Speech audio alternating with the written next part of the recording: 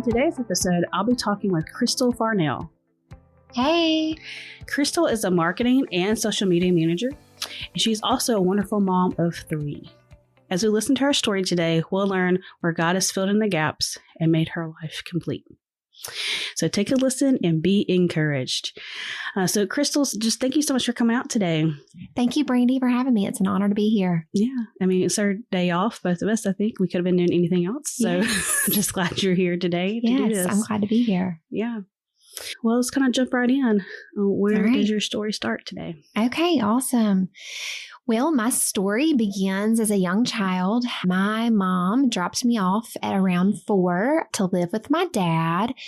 And just my life kind of transitioned at that point. And my dad began to raise me as a single father. I would see my mom here and there on the weekends, every other weekend, until I just got to a point where I was like, I'd just rather just not. So It kind of begins early, just God setting me apart at a young age. So, yeah. Man, it's really tough, Krystal. Yeah, it was. Yeah. Growing up without that mom figure, for sure. I grew up fast and matured a little bit more quickly in, learning things and just how to take care of things and things like that. So, yeah. Did you know, because you said you were about 4, like at what point did you know the depth of what was happening to your family? Well, I never knew my mom and dad to be together. So they were married, but they weren't married long. And so I really didn't have this trauma or anything like that. I don't remember sadness or just really anything like that. My dad, of course, wasn't prepared. And so he had to get a second job and he worked hard, and we found an apartment because the space that he was living in was just, a bachelor pad kind of. And so we moved, and he really wanted the best for us. And so he worked really hard to give me a good life. And so, I don't remember just anything awful happening or anything like that. So thankfully God saved me from that. Yeah, for sure. Yeah. So with growing up in that kind of environment, and you said like you wasn't really a believer, and how did you come to Christ? Like when did that happen for you? So my grandmother would take me to church. Actually, my dad's mom would take me to church when I was younger, and so that was kind of random here and there. When I would stay with my grandmother or spend the night with her on a Saturday night, and so I actually came to Christ at age 9. But it wasn't until like my middle school years where a neighbor that lived next door to me would invest in my life and start taking me to church. And I just really started to grow as a Christian and in my walk. And I got to see others live it out in front of me, which was something completely different, completely new. And I got to just be a part of that and just have their examples to look up to. And that's when I really started to taste and see that the Lord was good. So, being able to see it versus just hearing stories from the Bible are great and important, but seeing it lived out is a whole other thing. It is. It truly is. Yeah. Wow. Good for that neighbor. Yes. So how has all this affected you like in your adult life today? So that was, your childhood, but today's story is kind of more about you now in the here and now. So how has that affected you as an adult?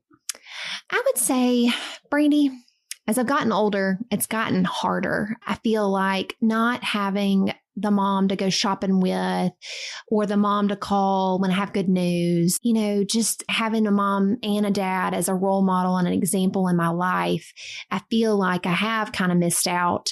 And I try not to live in that. I try not to live there because, that doesn't produce anything good. And so I try to understand and know and trust and believe that God has a good plan and that He will use it for His glory. And I get to rewrite my family's story. So I didn't have that example. and I didn't see that lived out in my life, and I didn't have that motherly role in my life.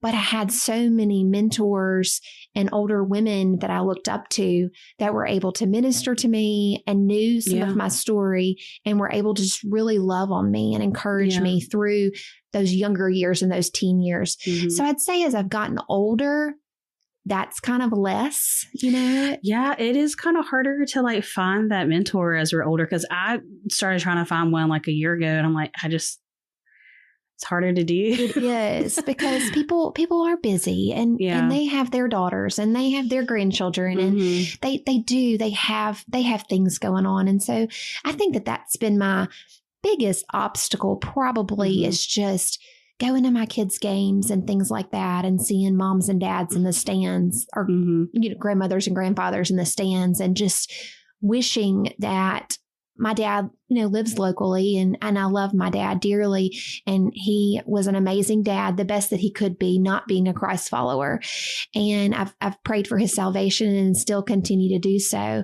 Yeah. But he's getting older, and family is just not as important as I probably would like it to be. Yeah, I understand. Yeah. Some people just don't have the same value or outlook on that. Yeah. I think sometimes it's like self-preservation thing. Maybe so. And he's good at other things. Like he's really good at calling and dropping by, but just going to the kids' events, the things that I would probably really love more than the phone calls, he chooses not to do, or has something better or an excuse for not doing so. So, but I mean, that's probably been the biggest obstacle, I think, now in this age. Mm-hmm. So how have things affected like your decisions in being a mom? Because you're a mom of 3 now. Because I think we had talked about this. I'm not sure we said it here, but I know we talked about it, about how you get to do it right. When you got to have your kids, you wanted to do it right. So how has those things in your life affected your decision making and being a mom? So Brandy, being a parent is one of the things that I wanted to do. I couldn't wait to be a mom. I couldn't wait to be a wife, because I just loved children, and I loved the idea of loving someone and just serving my family and growing my family to know the Lord. And I think that the way that it has affected me is just decisions are so hard when you come up with a background like I have, because I don't necessarily sometimes find myself with the confidence that I need to make parenting decisions. And as my kids get older, I've got a 12-year-old, a 14-year-old, and a 7-year-old. It just, those decisions they weigh a little bit more as they get older, and you're making more decisions. And I want to be a good mom, and I want to be liked, but I also know that I'm to be the parent. And so not having grown up with the godly role models and the examples that I'm trying to be, I question a lot of my parenting decisions. Like, is this what I'm supposed to do? And so I have to continue to look to the Father for that wisdom and that discernment, because without him, it's just a shot in the dark. Yeah, it is for sure. I mean, that is ultimately our measuring stick and our source for everything. So, it is. Yeah, but it is harder to not, because I lived in that for a different part of my life, but that rest of not knowing, is this the right thing? And that is just not a fun place to be. Right. It's not. But I mean, at least we do have, the Word and God to kind of help direct us. But yes, it's still absolutely. Unfun. But to your point earlier, I feel like having a mentor now is kind of like you're saying, it'd be more important, or the desire to, it's definitely, I definitely understand that, not knowing. I mean, and the reality is we never outgrow our parents. Right. No matter how old we are. I mean, I'm 35, and I'm sometimes I get frustrated about that. I'm like, why am I still relying on I still call them for things. Right. And I'm like, I'm almost middle-aged adult. Yes. I should be able to figure out whatever, but no. Right. But they're yours, and there's confidence, and there's connection, and just being able to call them and tell them something good, you know, they're proud of you and you know that. And so to hear that, and I think that is why it's so important for us to have those mentors if we do not have the figures in our lives, because that is the thing. Like, I love nothing more than to hear an older woman tell me, you're doing such a good job. Yeah. And I'm like, I have to sit back and think, oh my gosh, thank you. Like, and I want to sometimes argue, like, well, you don't really know, like, I'm really struggling. And they're like, but you're not going to mess it up. You're not, because you are doing it right and you're following the Lord and you have him on your side. So, yeah. So aren't you a part of, like, we have this mentoring and her thing at our church? Are you a part of that? Yes, I am. You know, Brandy, I don't know how many years I've done it, but it has been called 3 or 4 different things since I started. Yeah, I think it was Titus 2 at one point. I think I heard it that. And then it was like Heart to Home.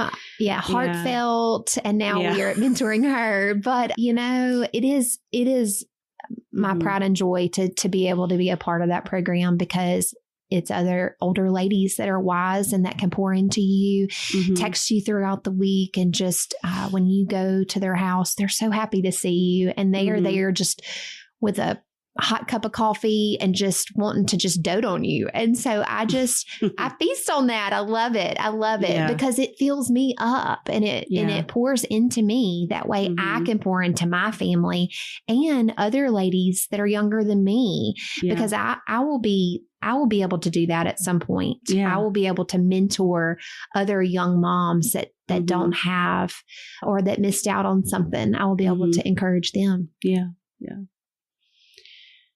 So what have been some of your discouragements? Like, I know you mentioned some with your dad and the sports with your kids, but have there been other big discouragements, and how have you handled those?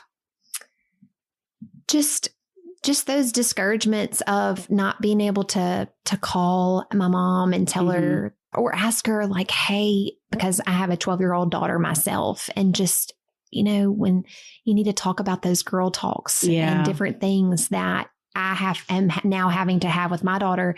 I didn't have those with my mom. Yeah. So I have to rely on the Lord and parenting books to be able to tell me, or other women that have just previously gone through it. Like, how did you talk about this with your daughter? How did you talk about this with your son? Because that's just new territory that I'm learning. But, I will say, Brandy, it's the sweetest. It really is the sweetest, because I don't have a measuring stick necessarily that I have to measure myself by. Yeah. It's just me and the Lord and just following him. And sometimes I don't get it right. I'm not saying I'm perfect, but I guess I'm saying I don't really have to say, oh, but my mom did it this way. Yeah. And I'm not, and I'm not doing it this way. Yeah. Or I don't want to do it this way, or whatever it may be. I get to do it different, but I get to do it new.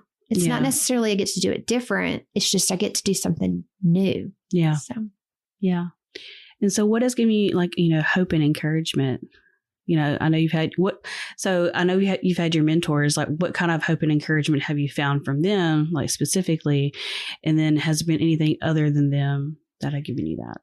Just praying for me weekly, checking in on me, asking if there's anything that they can do, showing up at my kids' ball games. Like I said, just not having them in the stands. My parents, my mom lives in Texas now, just not having her around to, they have, my mentors and my friends have filled in the gaps. Yeah. I get really close to friends of mine, and once you're a friend of mine, we're going to be pretty close, because I see you as family. You're the family that maybe I didn't have. And so I really cling to those friendships that I have in my life. And so my husband, Tyler, has a similar story with his father and just not being present in his teens and adulthood. And so I love that him and I have that in common, because it's kind of rare.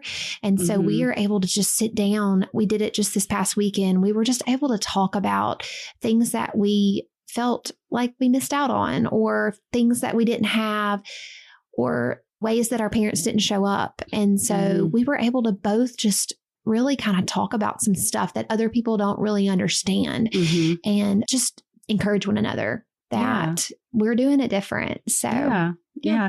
And that is big because, it's hard to make new patterns, and so that's awesome that you have each other and that he gets you in that way and that you can understand him in that way. Right. Because that would be something incredibly difficult for someone who didn't to understand. It is. And it's something I don't really like to talk about too much. Like when I'm with my friends, I don't want to talk about how I didn't have the mother figure because those friends do have the mother figure maybe. And so it's like, I don't ever want to, talk about something and I'm trying to come up with the words, but just, I'm happy that they have a great relationship with their mother. Yeah. You don't want to take away or bring attention to yourself because that's not where you are now. Correct. So yeah. So I got you there. I understand. Yeah. Yeah, I do. But it's still nice to have your spouse who does. It is. And so y'all can come together, especially for the now. Like you want to be the best for your children. I feel like I can be totally transparent with him about my feelings and he gets me. And it's not Krystal needs me to feel sorry for her. He understands. He understands. And he's able to, be where you're supposed to be together. Yeah. In marriage. Yeah. Absolutely. Yeah. Well, what Bible verses do you kind of like that? Do you lean on? I love the Psalm from David in Psalm 101:2, where it says, I will be careful to lead a blameless life. When will you come to me? I will conduct the affairs of my house with a blameless heart. And that's one of my family verses. I want to, at the end of this, I don't want blame. I want to lead a blameless life without blemish. And I tell my kids that all the time, like when you're going through situations or something, just make sure that there's nothing that you've done that someone can accuse you of or whatever. Yeah. And so I just want to make sure that I conduct the affairs of my household with a blameless life and do it God's way so that at the end of this, he will say, good job, well done. Yeah. So. Yeah. And how do you know that God is speaking to you? Do you feel like he has spoke to you in the in-betweens and the gaps there? And if so, like, how do you know it was him and not something else? So when I am consistently in the Word, Brandy, which sometimes I struggle with, and when I struggle with not being in the Word consistently, I feel it. And so the way that I know God is speaking to me is when I am consistently in the Word, and I just feel his peace and his hope, which I love Romans 15:13, where it says, may the God of hope fill you with all joy and peace as you trust in him, so that you may overflow with hope by the power of the Holy Spirit. And that's exactly what I want to do. I want to overflow with that hope. Yeah. And I have to have that joy and peace so that I'm not brought down to not trusting him. Yeah. I think without the hope of Jesus, I don't know where I would be. So yeah. Well, what have you learned about God's character and, and how this season of life has impacted your relationship with God moving forward? Like, Brandy, he is just good and he can be trusted. And when I look to the past, I'm able to see how he has been so faithful over my life. He has been the main thread and that has weaved through my entire life. And so when I come up upon trials and tribulations and different things over the course of my last 38 years. Yeah. Tomorrow is my birthday, so I'll be 39. Well, but thank you. The last 38 years, the things that I've gotten to go through that have been like the muck in the mire, I'm able to look back at his past and how he's been faithful. And I know he'll be faithful again. Yeah. And so I know that God never wastes a hurt because I think it's there that I think I talked about the verse that suffering produces perseverance and perseverance, character and character, hope. And hope doesn't put us to shame. And so I know that those things produce the things that I need in my life. So to grow me closer to the Lord. Yeah. Well, what would you tell someone that has a similar background and is facing similar doubts? What would you tell them today? So I would just say with God, there is hope. We have hope for tomorrow when we know the Lord and trust in the Lord. And I would just tell them to get into a group at church, get surrounded by some other ladies and just do life with other people. I think that's very, very important. Sometimes we have shame or we just feel like we don't really mesh well with someone or they won't get us or whatever. But honestly, I think you and I talked about it. Everybody has a story. Yeah. We're all walking around with something that has happened to us, something that we don't talk about, something that we won't share. And I just think you don't necessarily have to share, but just having that connection with other women and other ladies and looking for older women that can invest in you is a good thing. And also just people that you can invest in. Through my story, I've been able to encourage so many women, just different things that go on in their life and just show them and point them to the Lord, because I know that He is able and that He is our only hope. So, yeah, it's good. And all very true. Yep. Very true. Yep. Yep. And I love in this conversation, we're talking so much about having other older women invest in us, and just having that wisdom that's needed, and that, your usefulness to the Lord is not on a shelf, not at all. You don't go, there's not an age limit to it. So just knowing that and to be seeking that. Right. That's and you just never know what a conversation or a lunch can mean to somebody. Like even you, Brandy, just to go and sit with another mom that may be pregnant and not have children, because I know you're still a young mom, but just mentoring someone that doesn't have kids yet. We all can be a mentor and encourage other women. We don't have to have years on us, like you said. And so age isn't a limit, and just knowing that God can use us in any stage and any time of our life. Yeah. Just being open and willing. Yep. Yeah.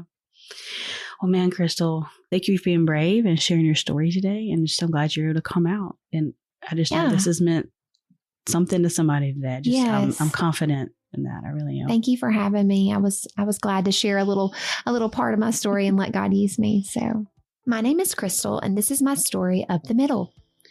And I'm your host, Brandy Bostic, and you've been listening to the Up From the Mutt podcast. If you're interested in merch and getting a little extra content, check out my Patreon account in the show notes below. Psalm 40, verse 2. He brought me out of the desolate pit, out of the muddy clay, and set my feet on the rock, making my steps secure.